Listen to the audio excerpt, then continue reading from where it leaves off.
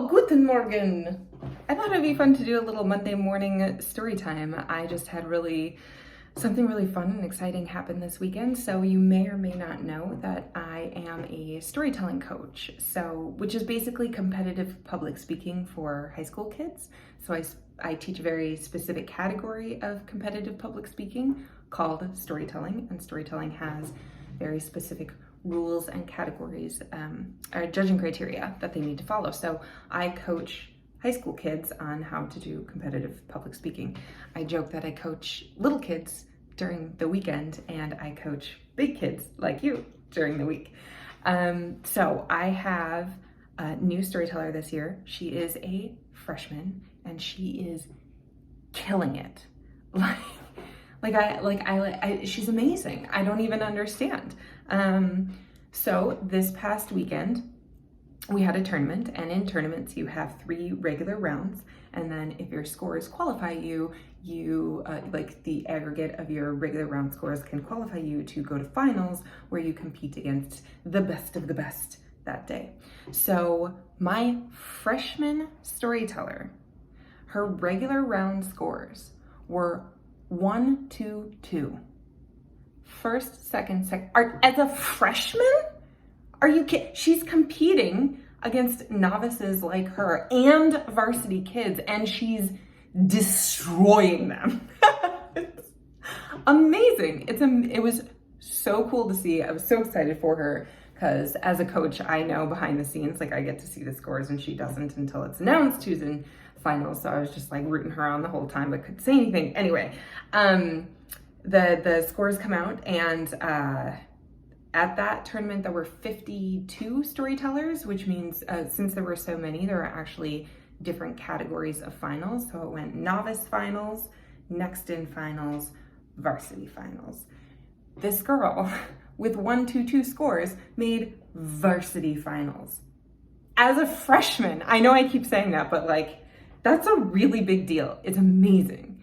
And so here's the kicker. Here's the interesting part.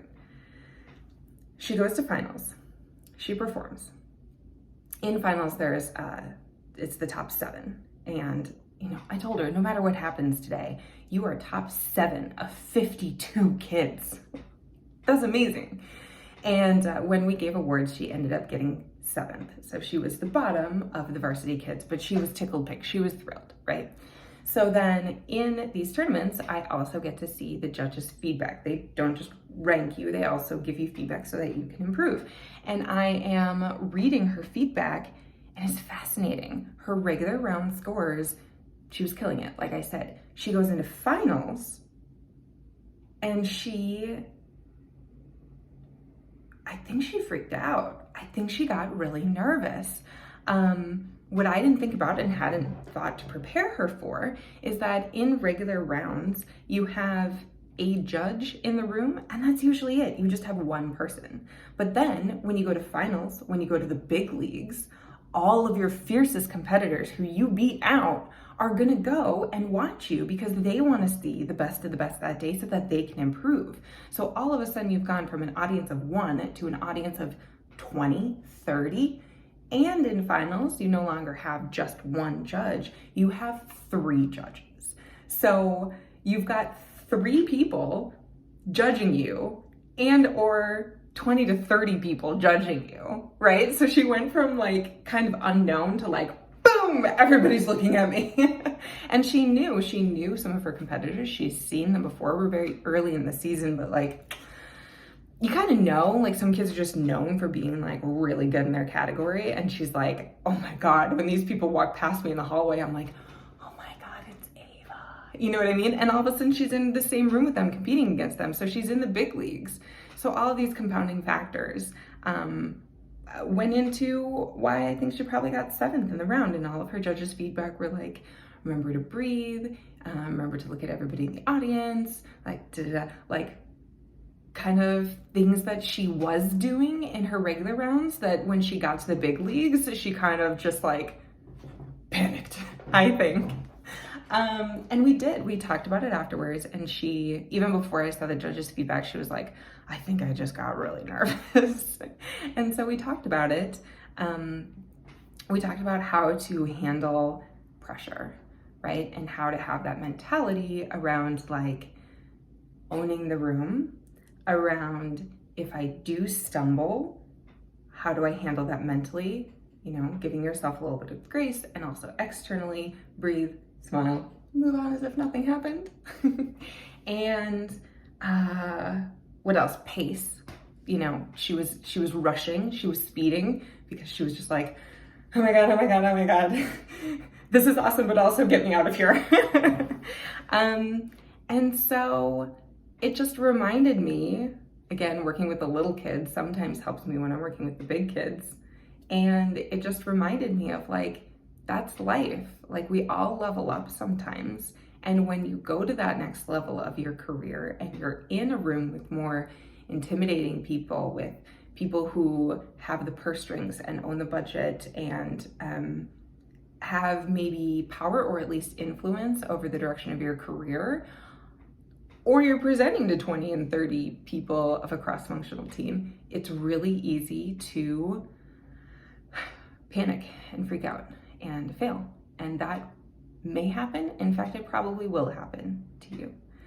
But, you know, I'll tell you what I told this freshman storyteller. When we sat down and we talked about what happened and how to deal with it next time. We sat down and we looked at her feedback and we talked about what to do next time. And she is now practicing for the next tournament that's gonna come up this weekend.